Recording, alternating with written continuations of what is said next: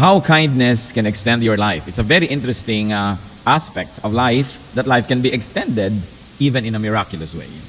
Tingnan po natin ang kaso ng isang babaeng napakagabuti sa mga mahihirap, lalong-lalo sa mga balo. Tabitha, from death to life. In fact, Tabitha, from physical death to physical life. Acts chapter 9, verses 36 to 41. In Joppa, there was a disciple named Tabitha, which when translated is Dorcas, who was always doing good and helping the poor.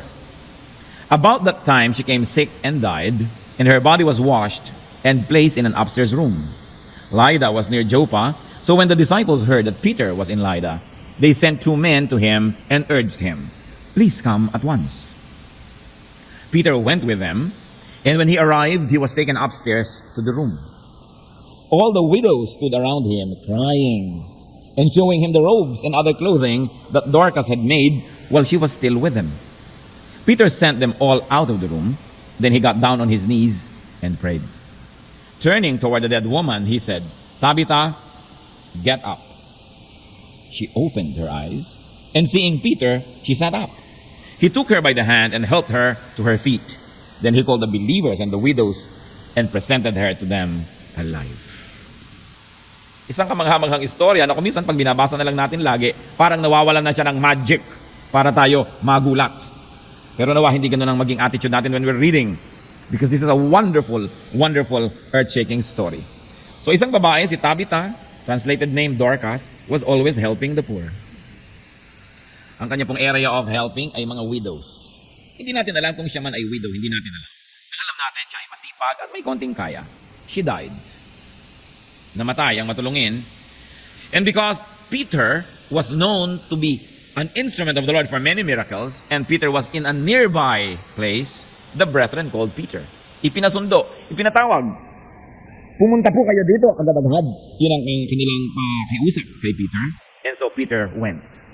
Meanwhile, yung pong bangkay ng babae ay nilinis, sinugasan, binihisan, at inilagay doon sa isang kwarto sa taas ng bahay. The upper room. So may kaya. Kasi yung mga walang kaya, yung kanilang bahay, pagpasok mo, nandun na nakatira yung mga hayop sa loob, tapos may konti lang na hakbang ka, mga 2-3 hakbang, meron silang tulugan na mataas ng konti sa tulugan ng mga hayop, doon na sila. Pero yung mga may kaya, meron pang upper room. So may kaya itong si Tabitha. And the widows were all there, and they stood around Peter crying, showing Peter exhibit A of Tabitha's goodness. Itong mga nag-iiyakan na to at mga nalulungkot at nagluluksang mga balo, ipinakita nila kay Peter yung kanilang mga damit, mga shawl, mga bagay-bagay na tinahi, hinabi, ginawa ni Tabitha para sa kanila. Kung kayo kaya ang biglang namatay, ano kaya ipakita ng mga tao sa mga darating? Listahan ng utang? Mga listahan ng sama ng loob? Pero sila ipinakita, eto mga ginawa niya nung nabubuhay pa siya. Sobrang nabagbag ang dami nitong si Peter. Sabi niya, kawawa naman itong mga balo na ito, nawala na sila ng champion, nawala na sila ng tagabigay, ng tagatulong. So sabi, magbabaan nga kayong lahat. Labas, labas, labas. Manaog kayo. And Peter went down on his knees and prayed for Tabitha. At inutusan itong bangkay, Tabitha, bangon! At bumangon ang bangkay na ito. And Tabitha came back to life. Yan ang storya. Ngayon, anong kinalaman natin dyan? Kaya ang tinanong ko kanina, kung tayo ang biglang sumakabilang buhay, ano kaya ang pag-uusap-usapan ng mga nakikipaglamay? Siguro yung mga nakikipaglamay, may mabuti-buti pang masasabi, pero yung mga hindi nakipaglamay, yung mga ayaw pumunta, ano naman kaya ang dahilan? Isang babae na dahil matulungin sa mga kawawa, lalo na sa mga balo, binigyan ng extension ng buhay. Na-extend pa siya. Mayroon naman isang lalaki. Let's take a look at Cornelius. From life to life din, tulad ni Tabitha. Kaya lang ito, from physical life to eternal life. Dati from physical death to physical life. Itong si Cornelius, hindi naman namatay, pero nagkaroon ng buhay na walang hanggan. Sinasabi po sa John 5:24, I tell you the truth, whoever hears my word and believes him who sent me has eternal life and will not be condemned. He has crossed over from death to life. So tayo po palang mga buhay pa para makaiwas tayo ng tunay na kamatayan, dapat ay may mangyari sa atin. Pakinggan ang salita ni Kristo, paniwalaan siya, at mula sa sitwasyon natin ngayon, malilipat tayo sa buhay na walang hanggan. Mamatay man ang katawan natin, yung katawan lang ang namatay, pero ang espiritu hindi. Lumipat lang from this life to the next life. Because the saved won't be judged. And the saved won't die anymore. Acts chapter 10 verses 1 to 5, kasaysayan ni Cornelius. At Caesarea, there was a man named Cornelius, a centurion in what was known as the Italian regiment. He and all his family were devout and God-fearing. He gave generously to those in need and prayed to God. How often? Regularly. One day at about 3 in the afternoon, he had a vision. He distinctly saw an angel of God who came to him and said, Cornelius. Cornelius stared at him in fear. Ano nga ba naman ang inyong mararamdaman? May biglang anghel na sumulpot sa inyong harapan. What is it, Lord? He asked. The angel answered, Your prayers and gifts to the poor have come up as a memorial offering before God. Now, send men to Joppa to bring back a man named Simon who is called Peter. Ito na naman, nasangkot na naman si Peter. And this is all in the same area.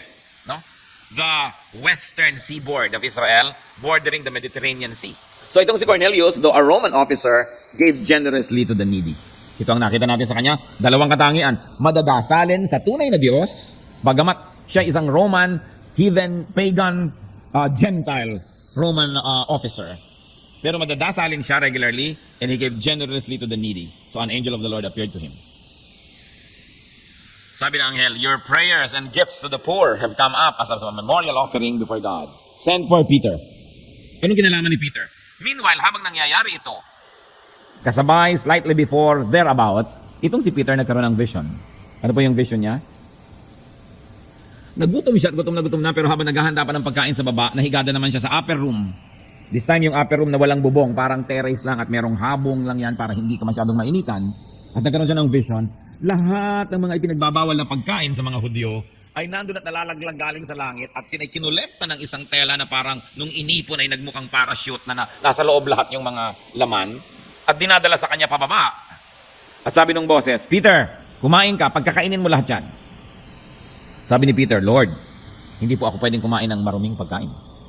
Sapagkat sa kanila, marumi yun. Lahat ng mga bawal, siguro mga talangka, mga hipon, mga hito, mga chicharong bulaklak, bopis, lahat siguro nandun yung kinakain natin lagi. Ano? Sabi ng Hudyo, hindi ko po pwedeng kainin, unclean. Sabi naman ng boses, don't dare to call unclean what God calls clean. At ano pa ang naging kahulugan pala nun? Sapagkat ang mga Hudyo, hindi kumakain yan, isa sa mga dahilan kaya hindi sila pwedeng kumain at pumasok sa bahay ng mga Gentile, makisalamuha at makisalo sa hapagkainan sapagkat pag inihain yun, anong gagawin nila? Hindi sila pwedeng kumain. Kaya nagiging dahilan para lalong huwag silang makisalamuha. Yun pala, ito inihahanda si Peter. Inihahanda si Peter dahil sabi, kay Cornelius, magpadala ka ng mga tao, ipasundo mo doon sa address na ito, si Peter. Simon, also called Peter. At anong mangyayari? Acts 10:19-22. While Peter was still thinking about the vision, the Spirit said to him, Simon, 3 men are looking for you. So get up and go downstairs. Do not hesitate to go with them, for I have sent them. So nagpadala itong si Cornelius ng mga tao para sunduin si Peter. Si Peter naman kinausap na agad ng tinig. May mga lalaki sa baba. Manaog ka, huwag ka mag-atubiling sumama sa kanila. Ipinadala ko sila dito exactly para sunduin ka. So Peter went down and said to the men, I'm the one you're looking for. Why have you come? The men replied, We have come from Cornelius, the centurion. He is a righteous and God-fearing man who is respected by all the Jewish people. A holy angel told him to have you come to his house so that he could hear what you have to say. So the delegation invited Peter to teach at Cornelius' house. Nakita niyo po yun? Apparently, Cornelius was the unclean food. Kasi, kung sasabihin ni Peter, hindi ko po pwedeng kainin yan kasi marumi. Pwede rin niyang sabihin, Lord, hindi po ako pwedeng pumunta sa bahay ni Cornelius kasi marumi. Kasi Gentile siya, Roman, kalaban pa ng aming bansa, officer pa. So yun pala siya ang katumbas na huwag mo sabihin marumi yan, basta kainin mo. Yung pala, huwag mo sabihin marumi yung Gentile, puntahan mo basta, pinapapunta kita. Yung tradisyon ninyo, tikuran mo, may pinapautos ako sa iyo, puntahan mo si Cornelius. Nakita niyo po yan? And Peter went.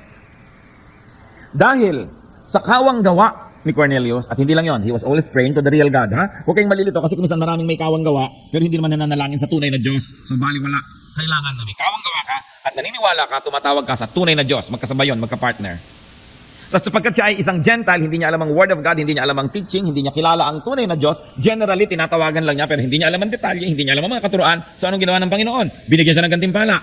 Dininig ng Diyos ang iyong mga dalangin, at ang mga bunton-bunton mong regalo sa mga mahihirap, naging parang isang monumento para sa Diyos, isang bantayog, at yan ay kinikilala hanggang langit.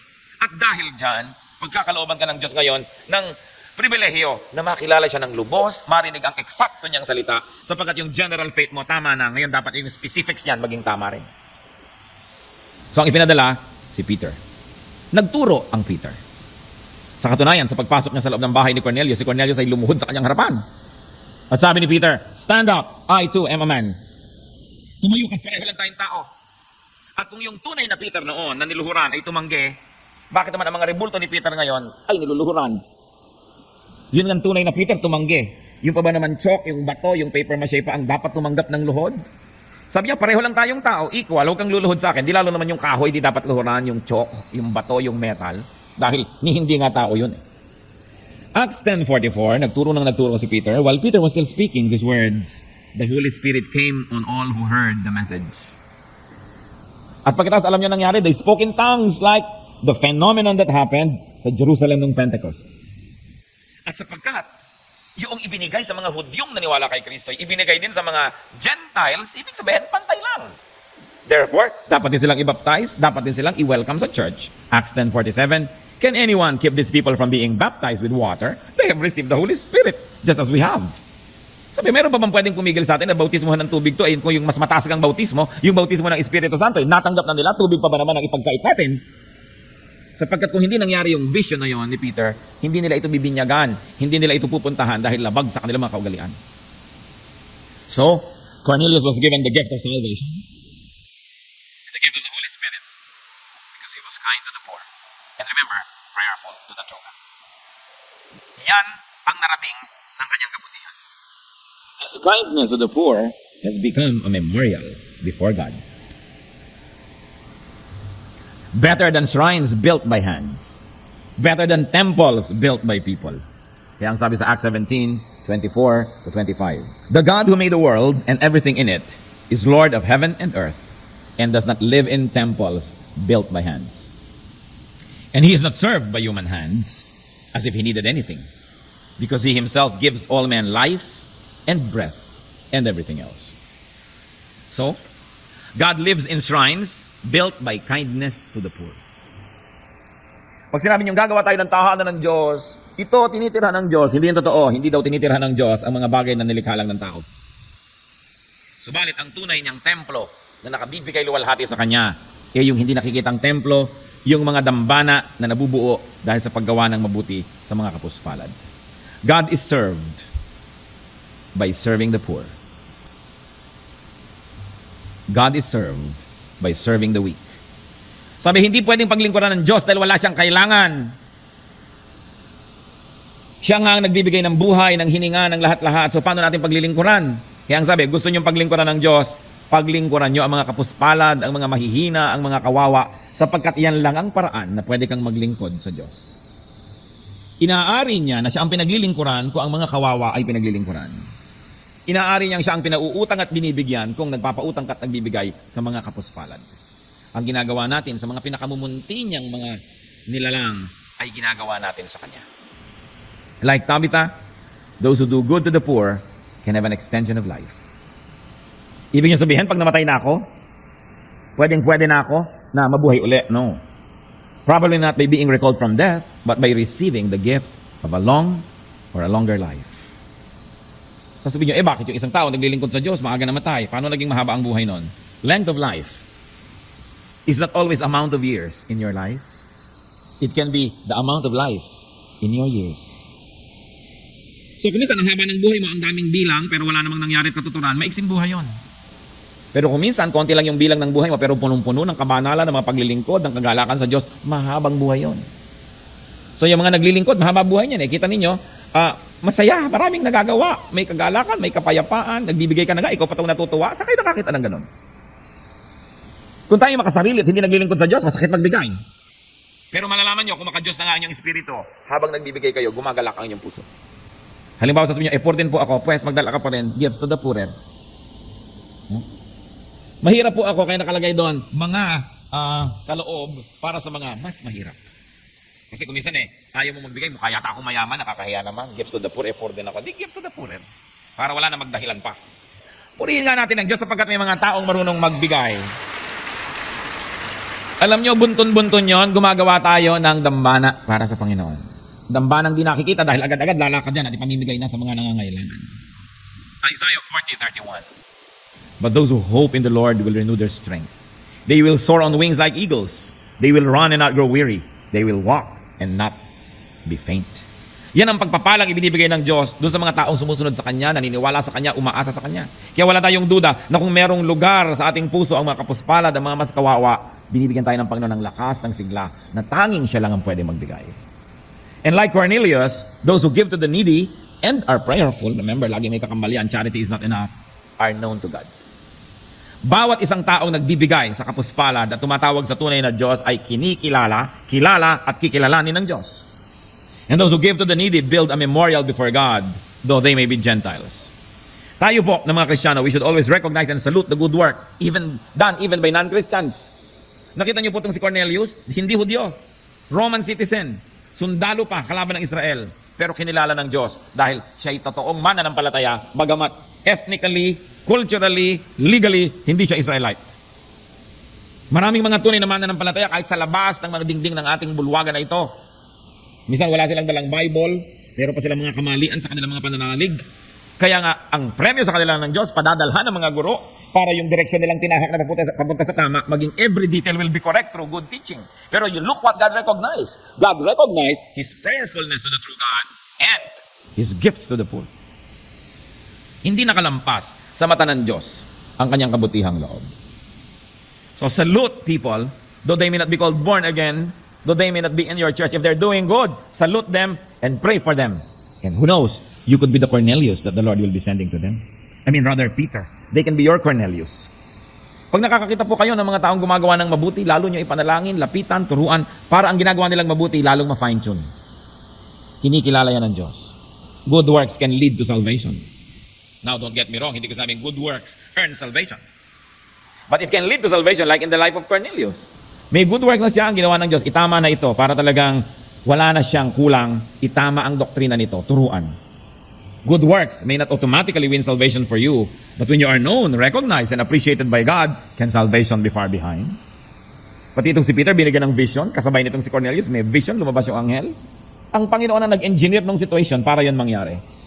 Brothers and sisters, life is short, but it is always long enough for good works. Do you have your widows to help? Yan ang tanong ko sa inyo. Do you have your widows to make clothes for? Do you have poor and needy or poorer and needier people around you? Ang kasalatan ay hindi dahilan para magbingi-bingihan sa pangangailangan ng mas salat. Ang kakulangan sa tingin mo ng iyong mga kailangan ay hindi sapat na dahilan para magtengang kawali ka sa mga daing ng mas kulang at mas kinakapos. Kuminsan tayo umiiwas sa mga kamag-anak na mahirap. Umiiwas tayo sa mga kaibigang mahirap. Pagka ang tatawag na sa'yo mahirap, wala ako, sabihin mo. Pagka may okasyon ng mahirap, ni ayaw mo nang pumunta, baka madaingan ka, madamay ka pa sa mga problema nila. The needy and the poor around you are your genuine wealth. Paano ko po naging kayamanan ng mga taong dadaing, hihingi, kailangan tulungan? Kayamanan sila because their situation allows you to do good to God. Hindi mo naman kayang gawa ng mabuti ang Diyos eh. Salamat na lang, may mahina dito, may mahirap dito, may nangangailangan. Sapagkat pag gumawa ko ng mabuti sa kanila, ginagawa ko ng mabuti ang Diyos. Kasi kung wala sila, wala akong opportunity to serve God. So huwag tawin, naku po, ito na mga kamag-anak nating mahirap. Ayan na ang mga salot. No? Manimangot tayo, baka yan ang mga utang. Kasi, hoy, kumusta ka? Walang-wala ako eh. Yun agad ang sagot mo dahil baka humingi. No? Their situation, remember, allows you to do good to God. How can you do good to God? He is not needy. He cannot be served. Tulad ng sinabi natin sa Acts 17:25. And He is not served by human hands as if He needed anything, because He Himself gives all men life and breath and everything. But we can serve God by serving the weak. We can give to God by giving to the needy. Nung ipinakita po ng Panginoon ang mangyayari sa end of the world, hinati niya yung mga tao, mga saved, mga hindi saved. Tapos yung mga naligtas dito, sabi niya, salamat sa inyo, sapagkat nung ako'y nagugutom, pinakain niyo ako, nauuhaw ako, pinainom niyo ako, nakakulong ako, dinalaw niyo ako sa piitan. Sabi ng mga tao, kailan naman po nangyari yun? Parang hindi namin maalala.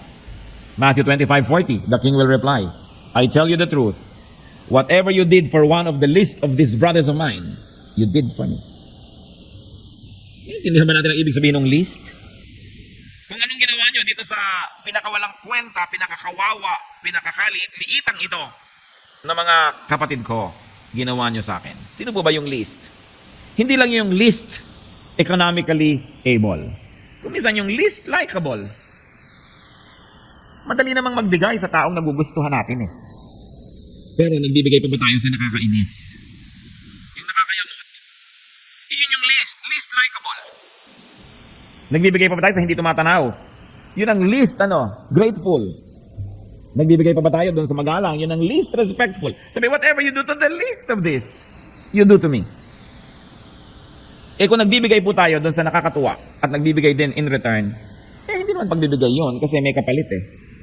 Muna, mabuti siya, pinapasalamatan ka rin, may kapalit. O kaya nauna na yung kabutihan niya, yung niceness niya, nagbibigay ka, so ikaw naman yung nagpapalit. So it's just an exchange, it's not giving. Giving is when the recipient did not, cannot, and probably will not return your kindness. That is giving. Kasi kung gumagawa ka lamang dahil balang araw, gagawa ka rin niya ng mabuti, you're only investing. Hindi ka giving. Ang giving ay yung ibinibigay mo sa hindi kayang magsukli, magbalik, o magbayad. Tulad ng ginagawa ng Diyos sa atin. Kaya ba natin magsukli ng kabutihan niya? Kaya ba natin magbayad? Pero binibigyan niya tayo. Yun ang tunay na pagbibigay. People need love, especially when they don't deserve it. And so people need help, very especially when they don't deserve it. Because if they don't deserve it, 99% of the world will not help them. So sino ngayon ang magbibigay doon? Yung mga anak ng Diyos who will give to the least. Yung hindi nakarapat dapat bigyan, nabibigyan pa. Kasi nga, you give to the least.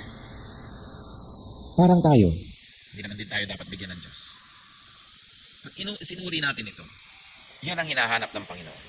Because the Lord will win people, not through a war, not through brute force, but through the power of love. Kaya ang itinuturo niya sa atin, yung mga hindi lovable, yun ang bigyan. Yung hindi likable, bigyan din yan. Kasi mababagbag din ang loob niyan, mararamdaman niya ang pag-ibig ng Diyos. Kung karapat-dapat na nga siyang kalikuran, tinalikuran mo pa rin, sino na ngayon ang kukup sa kanya? Di wala. Kaluluwa rin yun, mahal din yun ng Diyos. So it is important for us to realize that when we give to the needy, we please God.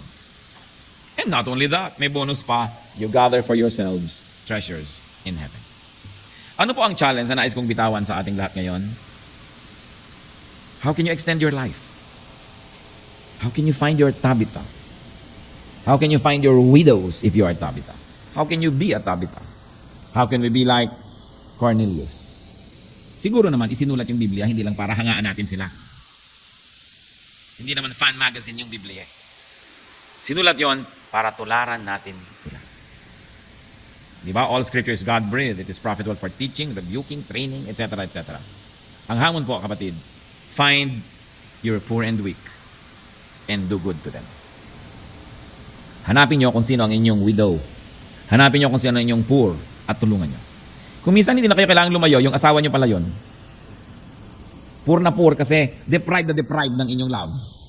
Deprived na deprived ng inyong nice words, ng inyong goodness. You don't have to look far. Baka mga anak nyo pala yon. Akala nyo isa kayong ulirang ama o ina, yung pala kayo ang number 1 kalbaryo ng inyong mga anak. Akala nyo ang galing-galing nyo, hindi pala. O kaya mga magulang nyo yun, akala nyo okay na okay kayong anak, yung pala kayo talaga ang pasang-cross ng inyong mga magulang. Find your Tabitha. And beyond that, literally, maghanap kayo ng tutulungan. Siguro ang labandera nyo, byuda. Tapos babayaran nyo ng kung magkano lang isang araw, isang buntong damit ang papalaban nyo. Pagkatapos, habang hindi pa siya tapos, dali, dagdagan mo pa. Ayan, nasa kalagitnaan na, isama mo pa yan para mapahalo pa sa lalaban niya. Baka naman ang mga kaapihan, ang mga kawawa, nangyayari mismo sa loob ng inyong bahay. Mga pamangkin nyo sa pinsan, mga kamag-anak na malalayo, na ginawa nyo ng mga katulong, pinapakain nyo lang ng konti, nagkanda api-api na. Aba, magunos, dili kayo. Ang mga taong ipinapadala sa atin ng Panginoon, lalo't mahihirap, lalo't kawawa, lalo't gutom, ipinapadala sa atin precisely para tayo ang mag-alaga.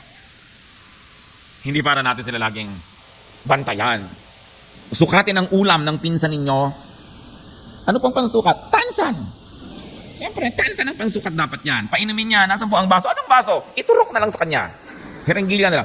Alam niyo po, napakarami mga ganyang pamilya. Sobrang hindi sila kind sa mga kamag-anak nilang malalayo at mahihirap na naging mga katulong na nila. No? Na hindi nila naalala na ipinadadalay ng Panginoon sa kanila precisely to bless them. Na sinasabi ng Panginoon, hindi niyo ako mapaglilingkuran, hindi niyo ako mabibigyan kasi wala akong kailangan. Itong bigyan niyo. At pag binibigyan niyo, aariin kong ako ang binibigyan niyo. Yung mga ganyang masyadong mga matutukos, masyadong mga kwenta ng kwenta, yumaman na ba kayo? Iniluwag niyo na ba sa buhay yan? Kasi kung magkakamali tayo mga kapatid, we should make it a point that when you are not sure about what to do and you're committing an error, commit an error on the side of generosity. Kung magkakamali kayo, so nyo, nagkamali po ako, Lord, ang pagkakamali ko po naging mapagbigay. Kesa nagkamali ako, masyado po ako naging maramot. Pareho lang pagkakamali yun, magkamali kayo on the side of goodness.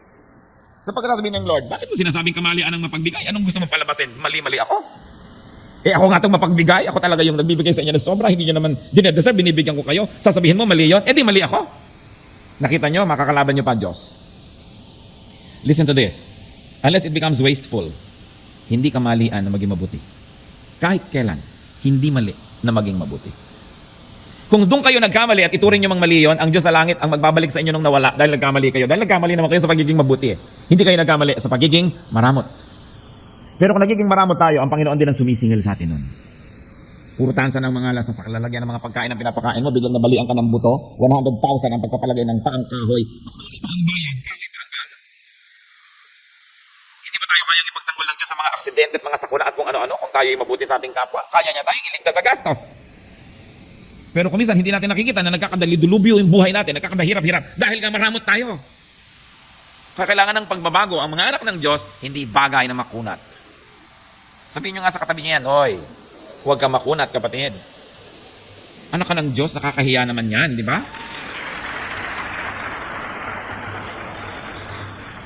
Kung may mga katulong kayo sa bahay, wala nang kinain kundi luma, yung may mga amag-amag na. Di ba? O luma na to, ipakain na dito kay Bening. Bakit hindi habang mainit, pakain na kay Bening? Aantayin nyo pang maluma, ipapakain nyo rin naman. Di ba? Tao yun eh. Tapos ang sarap-sarap ng kinakain ninyo, tatakam-takam lahat yung mga nakapaligid sa inyo. Yung mga waiter naglilingkod sa atin, di ba? Mano ba naman, naranasan niyo ba mga kapatid na o-order kayo ng isang extra ulam? Sabi ng asawa niyo, sobra na. Ipakibalot mo, ita-take home natin, hindi. Bibigyan natin sa waiter. Di ba? Ramdaman niyo na ba yung ganong kaligayahan? Na meron kayong extra in-order, yung waiter ngayon, nung dinala sa table niya, sabi mo, iuwi mo yan sa pamilya mo. Ang sarap naman gawin yon. Sa palagay niyo, hindi ba tutuwa ang Diyos? Palagay ko tuwang-tuwa ang Diyos sa inyo. Napakabuti na maging mabuti. Alam nyo, lalo sa ating bansa, napakaraming mahirap. Napakadali tuloy gumawa ng mabuti dahil hindi ka mauubusan ng magagawan ng mabuti. Kaya siguro tayong mga Pilipino maraming treasures in heaven. Kasi sang kumikita, may pinapakain, may binibigyan, may pinapaaral. Hindi sa sarili lamang. Kaya huwag po kayong maramot. May waiter dyan, may taxi driver dyan, may ganito, bibigyan nyo ng tip. Hindi kayo nagiging mapag-aksaya noon pag nagbibigay kayo doon. Kasi yung pamilya noon, wala nang inabangan kundi umuwi siya. Nakatip ka ba? Diba? Magkano? You can make their day just by being nice. Hindi nyo ipaghihirap, pero iyayaman ng iba. Napakabuti to share. Akala nung iba maramot ka. Mabuting maging maramot. Minsan, ang inyong pong lingkod ay nasa Mindanao, at kami magsasakay ng mga bus at palipat-lipat pupunta sa iba't ibang misyon. Sa istasyon ng bus, marami po dyan mga bata na nagsashine ng sapatos lalo sa Mindanao. So yung isang bata, Sir, shine. O sige, shinein mo kahit di na kailangan kami magagawa ka lang dyan. O shine. Kung magkano yung shine, lumapit agad sa akin ng isang kapatid nating taga Mindanao din. 10 pesos lang yan. Kami sa 10 lang yan. Baka singil ka mahal. Binigyan ko 100. Sabi ko, sige na, sa'yo na. Naku, parang painting ni Amorsolo ang mukha ng bata na, hallelujah, hallelujah. Parang ganun ang gusto sabihin ng mukha niya. No? Dahil sa 100. Yung pala yung nakakita sa akin na Christian na-offend. Pero years later niya inamin. Na-offend siya na para daw kung wasteful nagtatapon. Pero later on siguro, nung nag-mature siya ng konti, na-realize niya na, iba, ang ganda-ganda nun. Binigyan mo ng 100 yung side boy. Hindi mo na pinaghirap Pero pag uwi no, talagang news of the day ka. Yung buong pamilya niya siguro nag-rejoice dahil nakabili sila ng 3 timbang tulya. Di piyesta sila. Sabihin, hello. Ang dami niya naman pwedeng gawa ng mabuti. Hindi yun wasteful. Hindi yun masama. I know some people who even skip good lunch para lang makapagbigay sa iba. May kaya ng konti, middle class. Kung minsan nagkikita-kita sila tuwing weekend, kumakain. But 1 weekend a month, nagtitipid sila ng sobra para yung pera nun ibibigay nila kung kanino. Nilikha tayo ng Diyos para sa mga mabubuting gawa. We were created for good works. If you are not doing good, you are in the wrong place and you are betraying your Creator. At ang napakasarap niyan, sa paggawa natin ng mabuti, ay hindi naman tayo nag-i-invest. Nagsusukli na nga tayo sa Diyos dahil nauna na siyang gumawa ng mabuti sa atin. Pero ang maganda pa noon, patuloy pa rin niya tayong pinagpapala dahil gumagawa tayo ng mabuti. Kumusta po kayo? Sino-sino ang mga inaapi niyo? Ha? Kung mo pamangkin mo na nakikitira sa inyo at nag-aaral, lagi na lang kanya ang likod ng bangus at mga buntot-buntot. Yung anak mo lagi ang mga tiyan at kung ano-ano. Alam niyo po ba na ang tunay na pagiging magulang, itrato niyo ang lahat ng batang anak niyo. Kasi anak tayo lahat ng Diyos Magkakamag-anak tayo. Hindi yung anak mo lang ang liligaya, yung anak ng labandera mo nakahandusay sa gutom. Ariin mong anak mo rin yun. At kung kayo po ay employer, meron kayong mga empleyado, ituring nyo rin ang mga anak nila na anak nyo rin. Mano bang bigyan nyo ng extra itong inyong manggagawa? Pupunta sa anak niya yun. So, bulin nyo, hindi na kayo nag-alaga ng batang yun, siya na. Mabuti yun. Nakakapagtulungan tayo. Huwag lang yung sarili nating pamilya. Ang sasabihin, ito lang ang pamilya ko. Hindi yung totoo. Tayong lahat ay magkakapatid sa Panginoon. Sobra kuminsan tayong makapamilya na nawalan na ang lahat, hinablutan na natin. Sobra-sobra na yung para sa anak natin. Dapat naman yung anak ng iba magkaroon din. Sa palagay nyo, kaya nalulugod ang Diyos? I think so. I have no doubt. Sabi niya, true religiosity that is undefiled before God is to visit those in prison, to help the sick, the needy. Yun ang tunay na relihiyon. Gumawa ng mabuti. Hindi nagliligtas ang paggawa ng mabuti, pero lahat ng ligtas dapat gumawa ng mabuti. At kahit yung mga hindi pa ligtas, nagkakaroon tuloy ng paraan, kinahahabagan ng Diyos dahil gumagawa sila ng mabuti. Pero anong nararamdaman ng Diyos pag nakikita niya ang kanyang mga anak na mga mararamot? Sarili lang ang iniisip. Ipinapakita ng Diyos, hindi magtatagumpayan. Kapos at kapos ka rin. Ang tunay na pagiging makadiyos ay tumuwang sa mga may nabibigat na mga mabibigat na dala. Kahit kayo man, ay may mga dala-dala rin. Hindi nyo pwede sabihin, bibigyan kita pag lumuwag-luwag ako, baka mag-second coming na lang, di pa nangyayari yun. Ang pagbibigay ay hindi kung maluwag na ako. Ang pagbibigay ay ngayon ay, eto, meron akong 100 pesos, tig-50 tayo. Pareho lang tayong kinakapos, hati man lang tayo. Yun ang pagbibigay. Hindi mo sabihin, pag meron akong 1 million, bibigyan na kita. Dahil baka una, hindi na mangyari yun. Second, pag nangyari yun, hindi rin kayo magbibigay. Kasi ang taong maramot, kahit dumami pa ang kanyang mga tinatangkilik, maramot pa rin yan. And you know, karamutan is a form of idolatry. It's a form of slavery. Because you know that it doesn't come from God. All good things come from the Father of lights. And you know that selfishness is not from God. So you know that when you are selfish, you are bound by the devil. And you must be free. And you can be free by the power of the Lord Jesus. Isang pagiging bilanggo, isang pagiging alipin, nakagapos ka kay Satanas kung ikay maramot. Hindi yan galing sa Diyos. Kaya dapat alisin sa ating buhay. Huwag kayong masyadong matakot. Paano naman pag nagbigay ako? Paano ako? Wala bang Diyos? May Diyos. Sumusunod ka sa Kanya? Pababayaan ka ba niya? I don't think so. In our spiritual life, you keep only what you give away. And you lose what you selfishly keep. Yun ang irony ng buhay. Tulad ng love, the more you give it away, the more it comes back to you. Try to keep it only for yourself. And you lose it and nobody loves you. This is the wonder of good works. Goodness multiplies. Heavenly Father, salamat po sa inyong mga paalala. Ipakita nyo nga po sa amin ang tunay na kalagayan ng puso namin, Panginoon, kung kami po ay matulungin sa mga kapuspalad, mga mahihirap, mga kawawa. O baka naman kami pang nagsasamantala sa kanilang mga kahinaan. Ipakita nyo po sa amin, Panginoon, ang kabutihan ng maging mapagbigay. To the least, very especially. Not to those who deserve it, not to the lovable, not to the nice, but to those who are detestable, to those who are unacceptable. Because we are like that, oh God, before your holiness. We are detestable. We are unacceptable. We are hard-headed. We are impossible. And yet your stubborn love continues to give to us. Nawa yung brand of love nyo, Lord, na walang patakaran, walang hinahanganap na kapalit, walang hinihingi. Yun ang maging uri ng pag-ibig namin. That though we are already loving to our families, Lord, teach us to love strangers as well. Teach us to be good to someone else's son or daughter. Na hindi lang mga anak namin ang dapat namin pag-aralin kung kaya namin makatulong pag-aralin pa ang anak ng may anak. Hindi lamang kapamilya namin ang dapat gawa ng mabuti, kundi lahat ng mga taong nasa aming paligid. And we thank you, Lord, that you surround us with so many people that we can help. Therefore, you surround us with opportunities to do good to you. Nawa, Panginoon, huwag mawala sa aming isip itong magandang pribilehiyong ito. Huwag kami laging maging matakot sa mga may nangangailangan at magsiksik kami doon sa may mga mapapalalang kami. Ituro niyo sa amin ang tunay na spiritualidad, Panginoon. Na huwag hamak na nga. At huwag magkakaroon ng favoritism, Lord. To receive from those who like to give to us, but to give to those who need to receive from us. This is the circle of life. To give and to receive. Teach us to participate fully. Mga kapatid, magbulay-bulay tayo. Sino ba ang burden na binibigay sa atin ng Panginoon na dapat tulungan? Kung minsan din nyo na kailangan lumayo in your own circle of friends, of family.